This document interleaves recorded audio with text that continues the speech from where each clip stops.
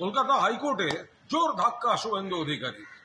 Justice Mantha যে একটা অনির্দিষ্টকালীন রক্ষা কবচ দিয়ে গেছিলেন, আজ বিচারপতি জয় সেনগুপ্ত সেই রক্ষা কবচ প্রত্যাহার করে নিয়েছেন, খারিজ করে দিয়েছেন।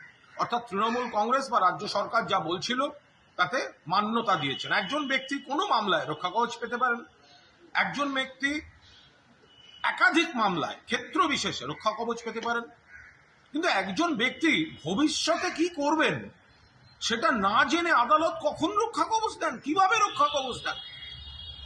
জাস্টিস জয় সেনগুপ্ত মাননীয় বিচারপতি তিনি বলেছেন এটা চলতে পারে না অনির্দিষ্টকালীন, ফলে তিনি সরিয়ে দিয়েছেন। তিনি আরো কয়েকটি মামলা খারিজ করে দিয়েছেন, আর 5টি মামলা যাতে শুভেন্দু অধিকারী কোয়াশিং এর দাবি করেছিলেন তাতে এসআইটি গঠন করতে বলেছেন, এসআইটি তদন্ত করবে ওই কেসগুলো। অর্থাৎ শুভেন্দুবাবু এই জাস্টিস মান্থার এই রক্ষা কবচ তার উপর ভর করে যে আপত্তিকর কথা, অশালীন কথা, প্ররোচনামূলক আচরণ একের পর এক করে এসছেন এবং আইনকে তোয়াক্কা করেননি।